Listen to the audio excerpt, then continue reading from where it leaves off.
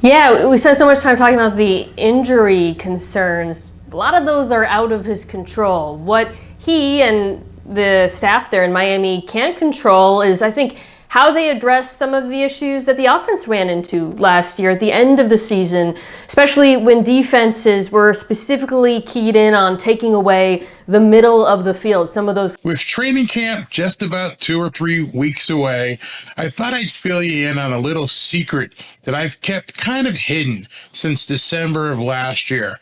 When the season was turning into a bit of a thud for the Miami Dolphins, I did some research and I did some observations along with some other people, and I saw something that really concerned me. I started vocalizing my opinion and people got ticked off, and so I just withdrew.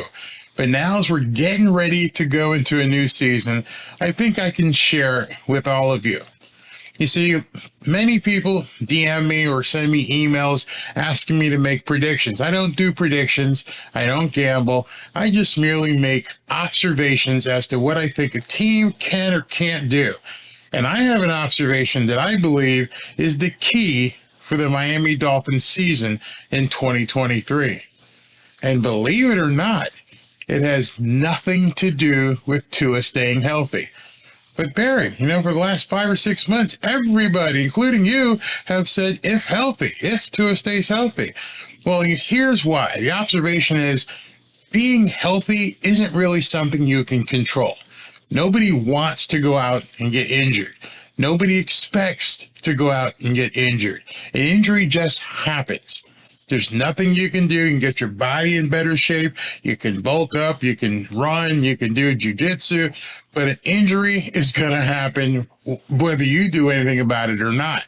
You can minimize your risk, but you can't predict an injury. On the other hand, in terms of football, you can look at certain things and mannerisms on the field and play calling and say, this is a problem. And if this doesn't change, the Miami Dolphins are in for a long season. So I'm going to share that secret with you guys today. And I'm going to go all the way back to a video that Ben Solak put up on December of 2022, which I saw and said, that's it. That's the problem with the Miami Dolphins. And then just yesterday, Mina Kimes, whether you like her or not on ESPN, whether you think she's a diversity hire, whether you think she's been taught or told what to read, she hit on something during a segment of NFL Live that basically coincides with my observation last year. When you hear this, I want you to look for this moving into the season. You can see it during training camp. You can see it as it evolves. You can see how the other teams are going to play the Miami Dolphins during preseason. I'm sure when they have the joint practices, you're going to be able to see this. If Mike McDaniel can't figure out a way to overcome this, the Dolphins are in for a lot of trouble. So without further ado, let me introduce you to my secret. As we get into this, I want you to listen what Mina Kimes says here, and then I'm going to play a short breakdown of a play. People used to like my breakdowns last year. This breakdown isn't mine, but I might as well have done it because it's exactly what I saw last December. So let's listen what Mina has to say. Yeah, we spent so much time talking about the injury concerns. A lot of those are out of his control. I just said that. You don't control an injury occurring. You can minimize risk, but you don't control it. And the staff there in Miami can't control is, I think, how they address some of the issues that the offense ran into last year at the end of the season, especially when defenses were specifically keyed in on taking away the middle of the field. Some of those core concepts, RPOs, play action, they ran to such great effect earlier in the season. Between the numbers on throws less than 20 yards, Tua Tagovailoa was the best quarterback in football, number one in QBR. Outside the numbers, again, under. Okay, this is a huge stat. It's a huge stat that I'm not sure a lot of people have keyed in on, and you need to take this seriously. As this stat says, and they've got a little graphic on the screen here, between the numbers, meaning, between the numbers on the field, the middle of the field, Tua was ranked number one with an 85.1 QBR. He owned the middle of the field. Later on in the season, teams, hey man, I see what these guys are doing. They're coming across, they're doing all kinds of slants. Boom, we're getting killed on this stuff. Let's stop them from coming inside. So let's make Tua throw to the outside. Let's make him throw on the outside edge of the field. And then when you looked at those numbers, he dropped precipitously. He was ranked 25th in the league on throws outside the lines, outside the 25, the numbers. So if you're a defensive coordinator and you see that stat, you don't have to be Vic Fangio.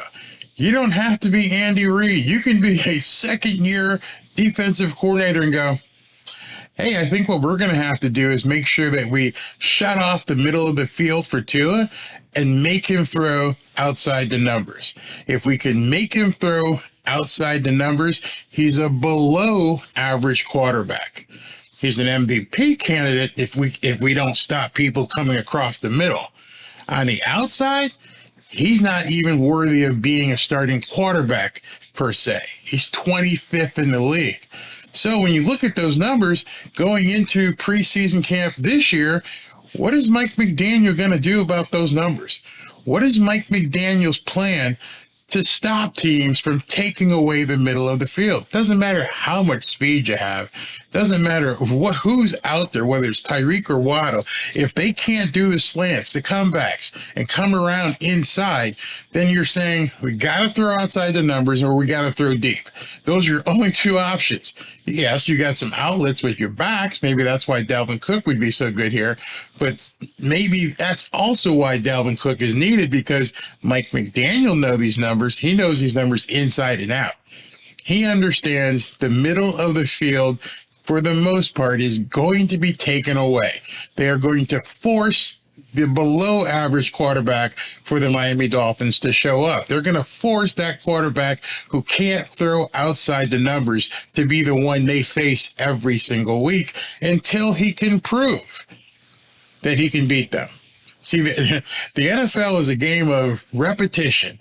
And unless you can show somebody you can beat me outside the numbers, I'm going to make you throw there, which is why he's going to have the underneath stuff with the backs. We don't have a tight end. There is no tight end to speak of. So you're talking about bringing underneath receivers or bringing Alec Ingold out or something of that nature. But they basically look to shut off the interior of the field. Number 1 versus 25th. Let her continue here. Big stat. 20 yards, that drops to 25th. Now, some of that is his skill set as a quarterback.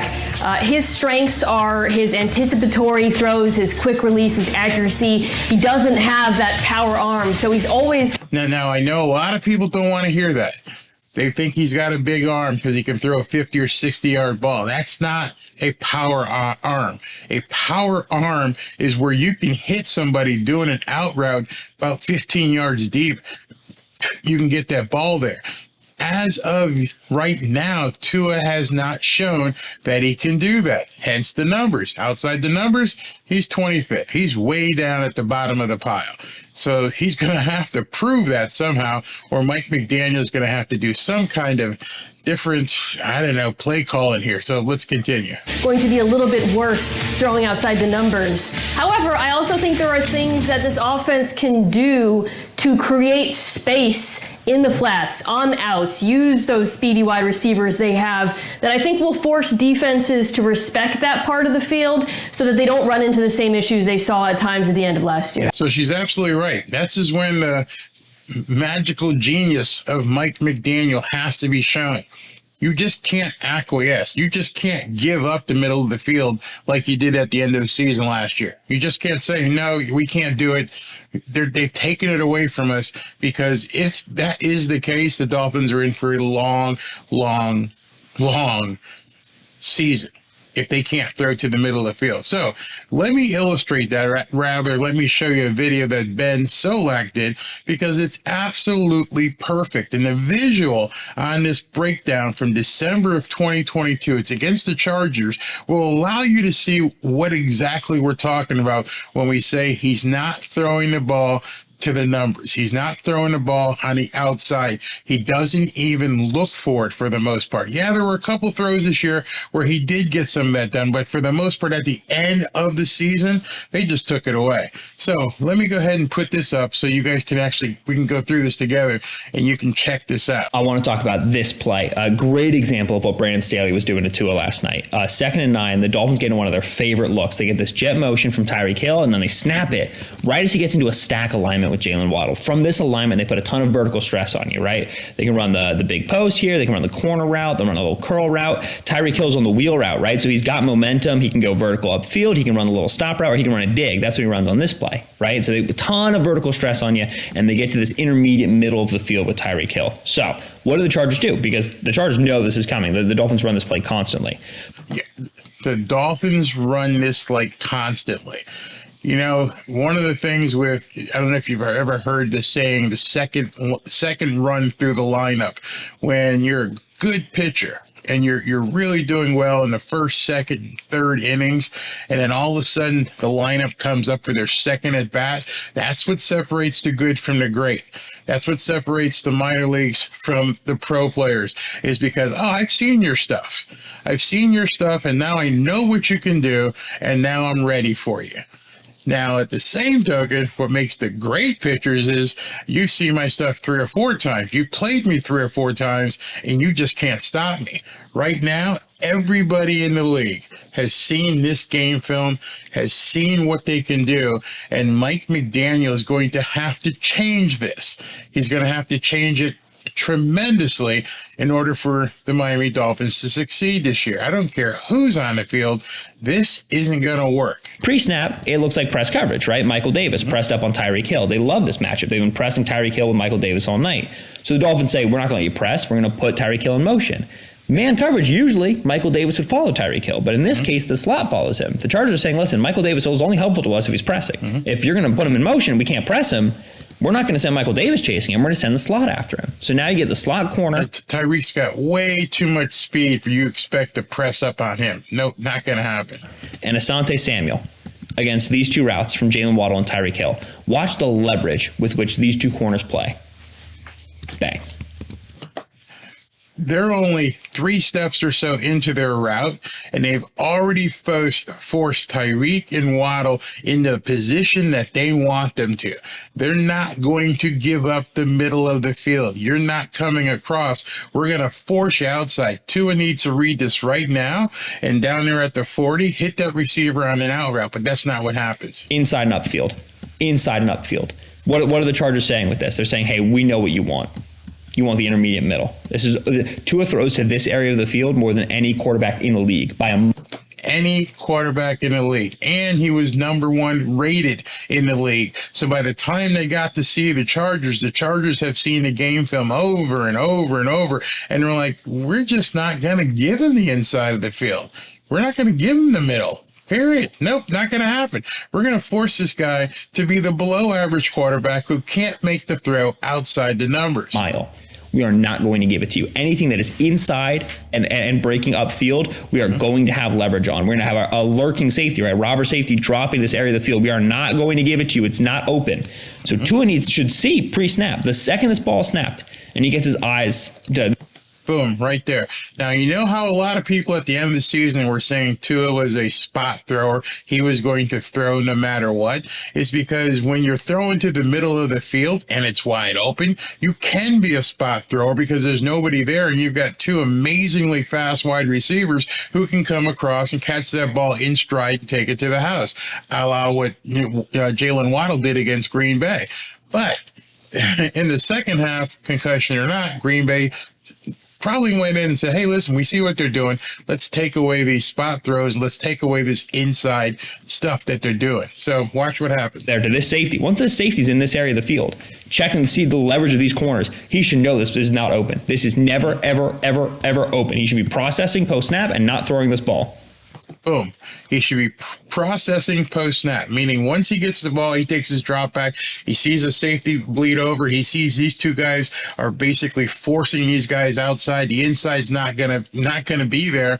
And you also, as we know, need to get rid of this ball in a couple seconds because you've got the Bosa guy or one of the other rushers coming after you. So, boom, post-snap, you read, you got to dump it underneath.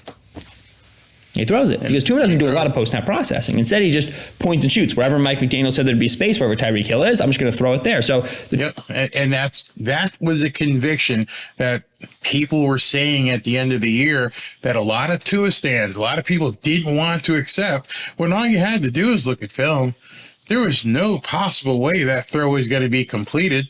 Why would you throw it there? Why would you even attempt that throw? You're lucky it was just incomplete.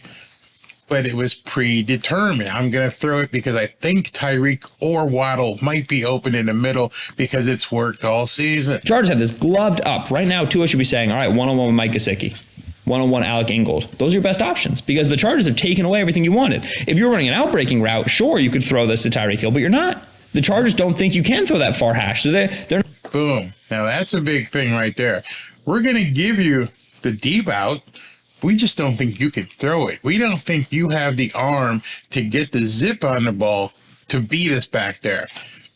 This year, with him strengthened, has he done some stuff with his arm? Can he get the ball there? Can he get it to that deep out? I don't know. Not respecting that route. They think you're always going to throw in breaking, so they're just going to cover it up. And you have to process. You have to get off the read. Mm-hmm. He doesn't do it. There's no window to throw to incomplete. So that's been my little secret for going on now 7 months.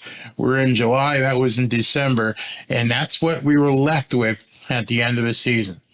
That was my last real visual as to where Tua was going to be. We kept seeing it. We saw it in Green Bay. Yes, it was a concussion, but it happened. 3 interceptions. Oh, yeah, he was concussed. But it was still, people were cutting off his access to the middle of the field. So my secret and my concern has been for the last number of months is, what are you doing to fix this? I haven't seen anything. We haven't seen any throws. We've seen some guys working out. And if you look at the workout videos, and I'm telling you right now, his trainer and some of the other guys post these workout videos. What are they always showing? In all of these workout videos, I keep seeing Tyreek come in to the middle. I keep seeing Waddle do a couple things, come into the post, come into the middle. I haven't seen a single throw where they're even practicing hitting those passes out to the numbers. So if I haven't seen it, and the last body of work we have is him not being able to throw outside the numbers, with him being a 25th rated quarterback outside the numbers, this isn't just data that I have. This is data that every defensive coordinator in the league has. So what are we going to see as training camp opens? This is something I want you guys to watch out for. When they're just doing 7-on-7s, they're playing against themselves. If they still keep focusing on these in routes, be concerned. Be very concerned if you just see them keep throwing these in routes or these posts where the guys are coming in. If they're not hitting these outside the numbers, they're going to be in trouble. That's been my little secret. That's been my concern. Not being if healthy, because like you said, you can't control if healthy. You can't control an injury. You can control where you're going to throw the ball. And I have to believe that Mike McDaniel has to know that too. Maybe that's the reason why they're even chasing Dalvin Cook, if that's true. Maybe that's why they figured they don't need somebody like Mike Gesicki, because they just need some quick speed to hit those quick outside passes. Not sure. But that's been the secret that I've been looking for. And it's not much of a secret. If anybody followed the end of the season, if anybody just dug into some of this film, you would see this is what the problem is. The rest will take care of itself. I'm not worried as much about the offensive line, because if he can get the ball out of his hands, if he gets his post-snap reads quick, get the ball out. But we haven't seen it yet. And that's the problem I'm having. I'm looking at things objectively. I'm not just some fan here who's like, oh my God, he's going to do fine. He's the #1 rated quarterback in the league, blah, blah, blah, blah, blah. Okay, but what about outside the numbers? What's his ranking outside the numbers? You got to take the good with the bad. Those inside routes that he was the number one quarterback in the NFL, MVP candidate, aren't going to be available. It's just not going to be there.